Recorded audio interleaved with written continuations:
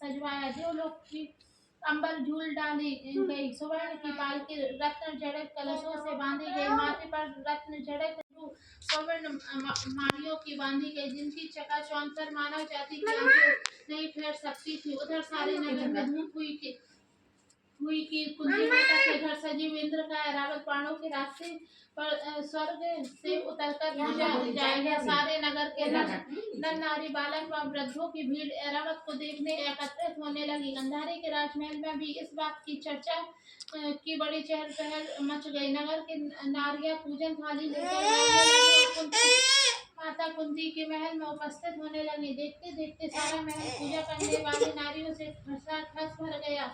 सारे नगरवासी ऐरावत के दर्शन को गली सड़क महल अटारियों पर एकत्रित हो गए। माता कुंती ने ऐरावत को खड़ा करने हेतु रंग बिरंगे चौक को पुरवाकर नवीन रेशमी वस्त्र बिछवा दिया। हसनापुर वासी तरह तरह के स्वागत तैयारी में फूलमाला और केसर हाथों में लेकर पंथिव्रत खड़े थे। इधर इंद्र की आज्ञा पाकर ऐरावत स्वर्ग से बाणों को बनाए रास्ते से धीरे धीरे आकाश मार्ग से उतरने लगा, जिसके आभूषणों की आवाज नगर वासियों को आने लगी। ऐरावत के दर्शन होते ही नर नारियों ने जय जयकार के नारे लगाना आरंभ किए। ठीक सायंकाल ऐरावत माता कुंती के महल के चौक में उतर आया। तब समस्त नर नारियों ने पुष्पमाला अबीर केसर को चढ़ाकर स्वागत किया। महाराज नौ पुरोहित द्वारा ऐरावत पर महालक्ष्मी जी की मूर्ति स्थापित करा के वेद मंत्रों द्वारा पूजन की गई। नगर वासियों ने भी लक्ष्मी पूजा का स्वागत करके ऐरावत की पूजा की। फिर तरह तरह के मेवा पकवान लेकर ऐरावत को खिलाए गए। ऊपर से जमुना जल पिलाया गया। फिर तरह तरह के पुष्पों की ऐरावत पर वर्षा की गई। पुरोहित द्वारा स्वस्तिक पुण्याय वाचन कर व्रती नारियों द्वारा लक्ष्मी जी का पूजन विधान से कराया गया। कुंती ने व्रत के डोरा के गला में 16वीं गांठ लगाकर लक्ष्मी जी के सामने समर्पण किया। ब्राह्मणों को पकवान में मिठाई देकर भोजन की व्यवस्था की गई। तब वस्त्र द्रव्य सुवर्ण अन्य आभूषण देके ब्राह्मणों को संतुष्ट किया गया। तत्पश्चात सभी व्रती नर नारियों ने श्री महालक्ष्मी जी के दीपक जलाकर प्रेम से संपूर्ण पूजन कर आरती आरंभ की। बोलो लक्ष्मी माता पर जा रही थी।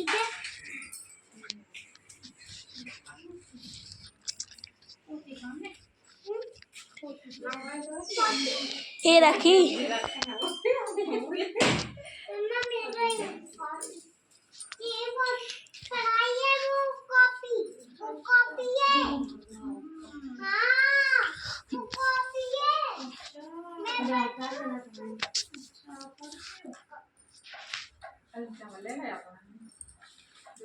वो नाक में नहीं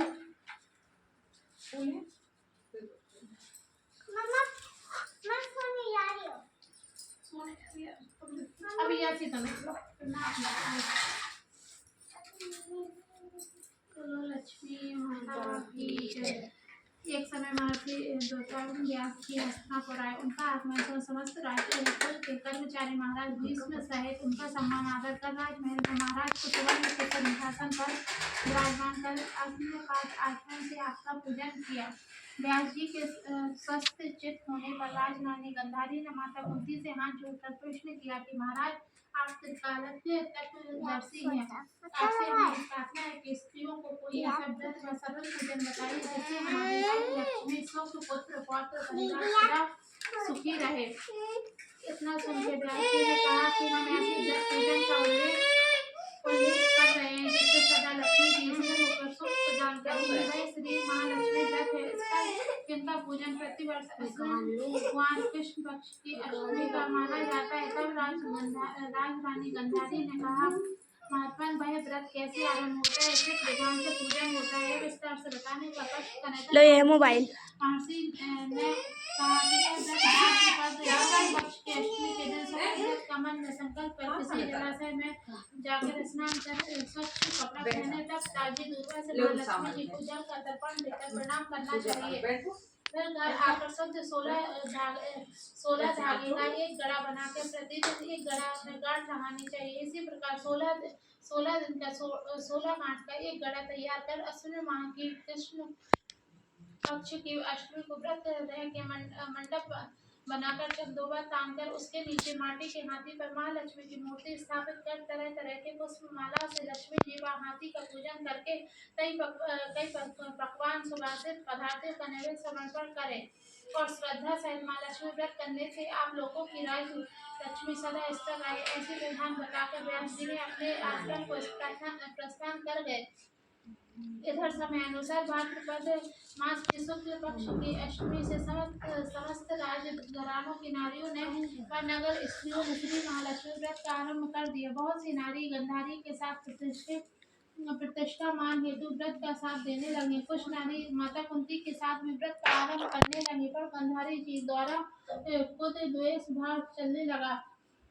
ऐसा होते होते 15वें दिन में व्रत के समाप्त होकर 16वें दिन अश्विन कृष्ण पक्ष की अष्टमी का दिन आ गया। उस दिन प्रातः काल से नगर नारियों ने उत्सव मनाना आरंभ कर दिया। समस्त नर नारी राजमहल में गंधारी जी के यहाँ उपस्थित होकर तरह तरह के लक्ष्मी जी के मंडप पर माटी के हाथी बनाने सजाने की बड़ी तैयारियां होने लगी। गंधारी जी ने नगर की सभी प्रतिष्ठित नारियों को बुलाने को सेवक भेजे, पर माता कुंती को नहीं बुलवाया गया और न ही कोई सूचना भेजी। उसके बाद की धुन गुंजरने लगी, जिससे सारे हस्तिनापुर में खुशी की लहर दौड़ गई।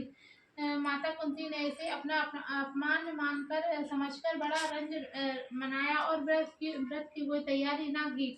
इतने में महाराज युधिष्ठिर, अर्जुन, भीमसेन, नकुल, सहदेव सहित पांचों पांडव उपस्थित हो गए। तब अपनी माता को गंभीर देख अर्जुन ने प्रार्थना की, माता आप इतने दुखी क्यों हो? क्या हम भी आपके दुख का कारण समझ सकते हैं, दुख दूर करने में सहायक हो सकते हैं? आप बताइए। तब माता कुंती ने कहा, बेटा जाति अपमान से बढ़कर कोई दुख नहीं है।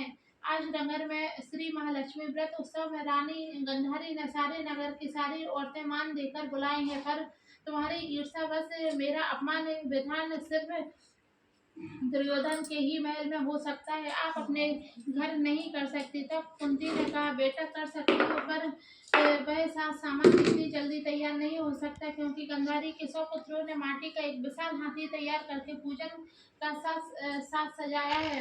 वह ऐसा विधान तुमसे ना हो सकेगा। उनके उत्सव की तैयारी आज दिन भर से हो रही है। तब पार्थ ने कहा, माता आप पूजन की तैयारी कर नगर में बुलावा फिराओ।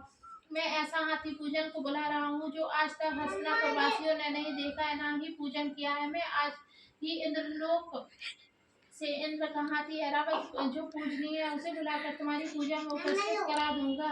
आप अपनी तैयारी करें। इधर माता कुंती ने सारे नगर में पूजा का ढिंढोरा पिटवा दिया। पूजा की विशाल तैयारी होने लगी। तब अर्जुन ने सुरपति को ऐरावत भेजने को पत्र लिखा और एक दिव्य बाण में बांधकर धनुष पर रखकर देवलोक के इंद्र की सभा में फेंका। इंद्र ने बाण से निकालकर पत्र खोला और पढ़ा तो आश्चर्य से अर्जुन को लिखा कि हे पांडु कुमार, ऐरावत भेज तो दूंगा, पर वह इतने जल्दी स्वर्ग से कैसे उतर सकता है? तुम इसका उत्तर शीघ्र ही लिखो। पर पत्र पाकर अर्जुन ने पत्र में बाणों का रास्ता बना के हाथी उतारने की प्रार्थना लिख कर पत्र वापस कर दिया। इंद्र ने मालती सारथी को आज्ञा दी कि हाथी को पूर्ण रूप से सजाकर हस्तिनापुर में उतारने का प्रबंध करो। महावत में तरह तरह के साथ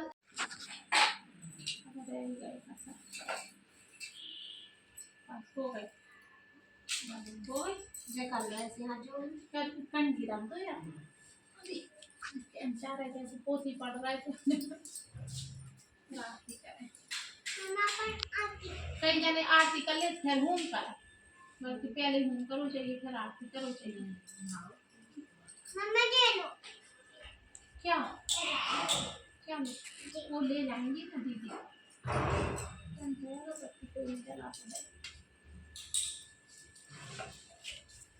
कितनी मच्छर दीदी को दिया, दीदी उसमें हवन कर रहा है। जाओ दीदी को दिया। दीदी कहाँ है? तो दीदी है ही नहीं है तो कौन दीदी? सही में मिशन जो है उन्हें जल्दी ठीक हो जाओ। नीचे वाला रख लो और नीचे पानी ऊपर एक गानी पलंग पे पड़ा, एक गानी गद्दे पे, क्या दो गानी पलंग पे पड़ा। हम खाली हम चलाने से तुम पलंग पे पड़ा सी में हवा आया बाहर रख क्या मानी तो रखते ही हो यार चला पूरे मुंह ऊपर रखते ही हो।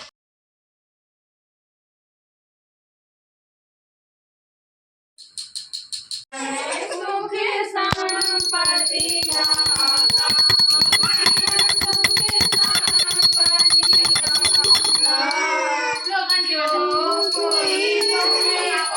घंटी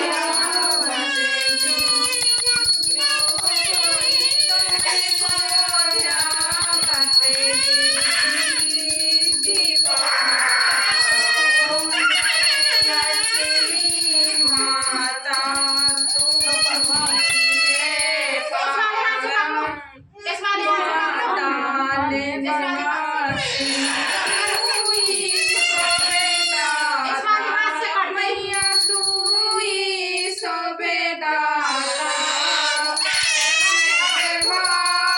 से काट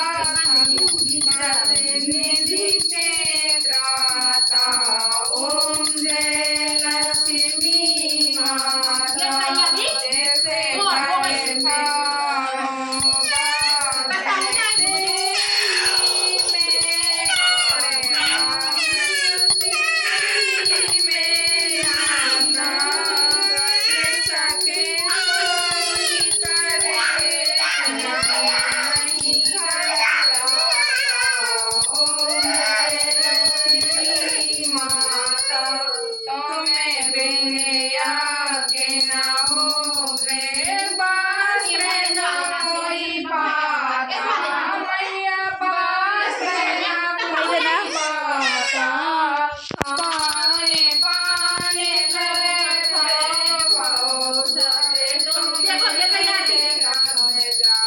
सीधी करो